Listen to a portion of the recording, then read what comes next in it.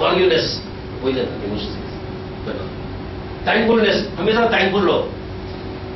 Lift में भी आते हो ना तो लिफ्ट वाला वॉशरूम कितना भी छोटा हो एक थैंक्स बोलने के जाना। रिक्शा वाले वो सब रिटर्न्स देते हैं क्योंकि जिस दिन लिफ्ट की लाइन होगी ना और आप दिख गए तो सबको साइड में करके हाथ बुला लेगा, उसको थैंक्स वर्ड। मतलब ये सब चीजें यूनिवर्स की लॉ की रिक्वायरमेंट है। झुकना सीखो, हमेशा बोलते ना गेट सरेंडर्ड। ये सब सरेंडर की भावना, क्योंकि मेरे डैडी मेरे को हमेशा बोलते थे, उस दिन पिताजी से शेयर करा था, मेरे डैडी टीचर है, वो मेरे को बहुत चीजें सिखा के मेरे को बोलते थे बेटा झुकना सीखो, झुकना सीखो इस हद तक कि सामने वाला कितना भी खड़ूस हो, कितना भी घमंडी हो, वो भी तुम्हारे सामने झुक जाए। और उनका एक पेटेंट एग्जाम्पल है कि सामने वाला बहुत ही घमंडी हो, इगोइस्टिक हो, तो सो जाओ, तुमको उठाने के लिए तो झुकेगा। आप समझ में कौन? लेकिन अगर झुक, क्योंकि मैं तो हमेशा बोलता हूं झुकना सिर्फ जिंदा इंसानों की क्वालिटी है, अकड़ तो मुर्दों में रहती है। फर्स्ट पार्ट ऑफ सो ये, और इसकी और एक क्वालिटी बताओ इमोशंस की। मैं बताऊं आप जितने भी पैसे वाले देखो उनके पास कौन सी क्वालिटी मिलेगी? हम लोग बोलते ना झाड़ भर गया फल से तो झुक जाता। जितने भी करोड़ोंपति इंसान मिलेंगे ना आप उसको डाउन टू अर्थ मिलते हैं, मतलब कितना डाउन टू अर्थ है बोलते ना। क्यों? क्योंकि वो नेचुरल में आ जाती है। मैं बोलता हूं उसको जानबूझ के डालो, पैसा ही चाहिए ना, इजिएस्ट टेक्निक बताता हूं, इजिएस्ट टेक्निक। नेगेटिव इमोशंस निकाल दो, पॉजिटिव डाल दो, अबंडेंस पैसा है, अबंडेंस, खाली क्वालिटी डाल। मैं एग्जाम्पल देके बताता हूं। हमारी पैसे की देवी कौन है? लक्ष्मी। आपने कभी लक्ष्मी को देखा फोटोग्राफ्स में या किसमें? किसी एक ही के पीछे चलती है या साथ में चलती है? किसके? मैथोलॉजी में देखा होगा ना फोटोग्राफ में लक्ष्मी को कभी किसके पीछे चलती हो? विष्णु जी के। देखा ना? क्यों? क्योंकि विष्णु के अंदर ऐसा पॉजिटिव कैरेक्टर है। तो पैसा किसके पीछे चलता है? जिसके पास पॉजिटिव कैरेक्टर है। मैं लाइव एग्जाम्पल बताऊं, लाइव एग्जाम्पल, कोई ज्ञान की जरूरत नहीं दूंगा। जितने भी आपको तपस्वी दिखेंगे, योगाचार्य दिखेंगे, वो श्री श्री रविशंकर जी दीजिए या सत्य साई बाबा दीजिए या रामदेव बाबा जी दीजिए या जितने भी लीजिए, ये कौन सा नौकरी करते हैं? ये कौन सा धंधा करते हैं? लेकिन किसी बिजनेसमैन से कम पैसा है क्या? लेकिन कभी आपने देखा क्या निगेटिव इमोशंस को? उनको जिस दिन आपने अंदर पॉजिटिव इमोशंस डाल दिया उस दिन सारी चीजें आपके लिए पॉसिबल हो जाएंगी, क्योंकि पॉजिटिव और निगेटिव आपको रास्ता दिखाते हैं नेक्स्ट। और जब कभी भी ये सिग्नल देता है यूनिवर्स कि आप निगेटिव मूड में हो, चेंज कर दो। जब भी आप निगेटिव इमोशंस में हो, गुस्से में हो, आप रोने के मूड में हो, डिप्रेशन में हो, अपने आप को स्विच ओवर कीजिए। क्योंकि जब निगेटिव होगा तो निगेटिव विचार आएंगे। स्विच ओवर, एक कॉमेडी सीरियल देख लो, एक से बात करना चालू कर दो, माइंड चेंज कर दो, बच्चे के साथ खेलना चालू करो, मतलब इमीडिएटली स्विच ओवर करो मोड को। तो जब आप खुश रहोगे तो पॉजिटिव विचार आएंगे ना, इसलिए निगेटिव इमोशंस। और जब आपकी थिंकिंग चेंज होगी तो आपके वाइब्रेशन चेंज होंगे, और जब आपके वाइब्रेशन चेंज होंगे तो आपकी एनर्जी चेंज होगी। और मैं इधर ही बोलता हूं 100% रिस्पॉन्सिबिलिटी लीजिए अपने लाइफ की, क्योंकि आप मानो या नहीं मानो, कॉन्शियसली अनकॉन्शियसली आपने इन चीजों को अट्रैक्ट किया है। मानते हो कि नहीं? इसीलिए इसकी रिस्पॉन्सिबिलिटी ले लो कि हाँ आज तक मैं गलत था क्योंकि मुझे कानून मालूम नहीं था। आज जब कानून का पता चल गया है तो फिर उसको विवेकानंद भी बोलते हैं, all powers in the universe are already with us. ये विवेकानंद का वर्ड है, we are what our thoughts have made us, so take care about what you think. When an idea exclusively occupies the mind, it is transformed into an actual physical state. मतलब बड़े बड़े संत महात्मा इन शब्दों को repeatedly बोल के गए हैं कि जो आप सोचते हैं वही होता है। और एग्जाम्पल के लिए मैं इतनी बताऊं कि अगर आपने बाटा को देखा होगा तो जिस वक्त तो मोची था उस वक्त उसका विचार वही था, बाटा बन गया। टाटा के बारे में सुना होगा तो पहले लोहार था, लेकिन विचार तो वही था ना। मैकडोनल्ड के बारे में सुना होगा ना, जितने बड़ी हस्तियों को सुना होगा सिर्फ विचार थे, और विचारी हकीकत में बदल गई। मेरी बात मानो friends, it works, it really works, trust me, it works. जब मेरे लिए काम किया है तो किसी के लिए भी काम कर सकता है और सभी के लिए काम कर सकता है। और मैं सबसे बात बोलूं, रोज चाय पीते हो ना, अपने विचार लाओ कि आज कॉफी पीऊंगा, करके देखो ना, करने में कोई हर्जा नहीं ना। आप करके देखो, आप देखोगे उस दिन भर में कोई ना कोई पकड़ के कॉफी पिला देगा। करके देखो, अगर एक बात सही हो गई तो दूसरी सही होगी, तीसरी सही होगी। ये सब एग्जाम्पल दे रहा हूं मैं आपको, साइंटिफिक बताता हूं, साइंटिफिक।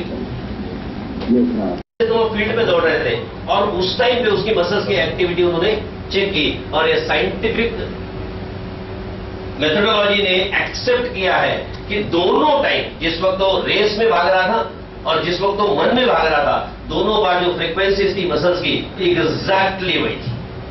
मतलब दिमाग ये भेद नहीं करता कि आप रियल में कर रहे हो या आप सोच रहे हो।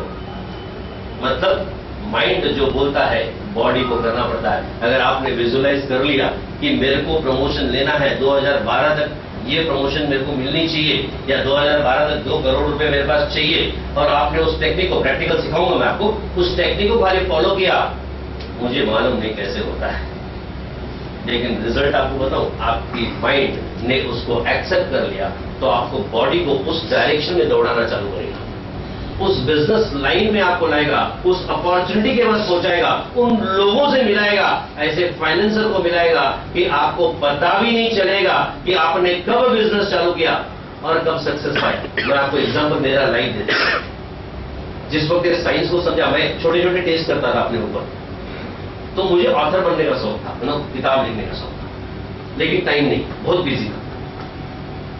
लेकिन मैंने वो टेक्निक को फॉलो किया और सामने विजुअलाइजेशन टेक्निक, वो टेक्निक मैं आपको प्रैक्टिकल में सिखाऊंगा जब मौका मिलेगा, तो वो टेक्निक को किया और मैंने एक डेट दे दिया कि मुझे मार्च 2010 तक 4 किताबें लिखनी है, और ये बात थी सितंबर 2009 की, मतलब 6 महीने का टाइम पीरियड। और वो टेक्निक को मैंने किया और कुछ वक्त करने के बाद भूल गया। बिलीव नहीं करोगे, 2009 दिसंबर में कुछ ऐसी घटित हुई कि मेडिकल लॉ के ऊपर हमारे कोर्सेज चालू हुए, उस कोर्सेज के एडमिशंस हो गए और बुक्स नहीं थी। जनवरी में मुझे एक इनडायरेक्ट प्रेशर आया कि अपने को किताबें देनी है लोगों को, सर कुछ तो भी कीजिए। मैंने अपने 2 फ्रेंड को कांटेक्ट किया, वो भी खाली बैठे थे, उनका सामने से फोन आया, मैं बोला मेरे को कॉपरेशन चाहिए, तुम लोग आ जाओ, we have to write a book. जनवरी महीने में हमने इनिशिएशन किया, आप बिलीव नहीं करेंगे, 16 मार्च 2010 को मेरी 4 किताबें छप के आ गई।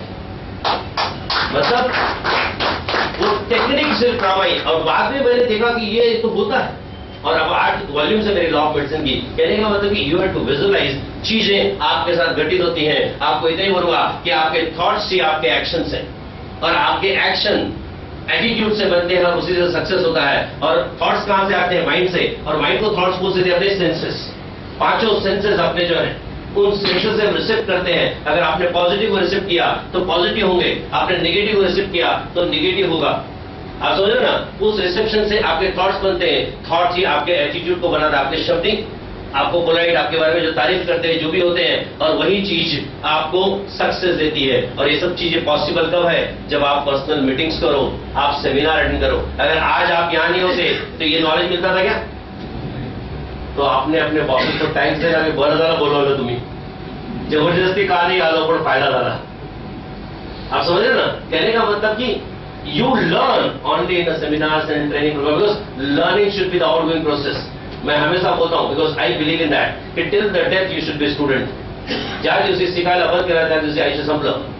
टेक्नॉलॉजी माहिती आहे, टेक्नॉलॉजी आता इन्फॉर्मेशन एज आहे ना, आपण टेक्नॉलॉजीवर लक्ष देत नाही, पण आपल्याला माहिती आहे की 5 वर्षांनंतर टेक्नॉलॉजीशिवाय काही राहणार नाही.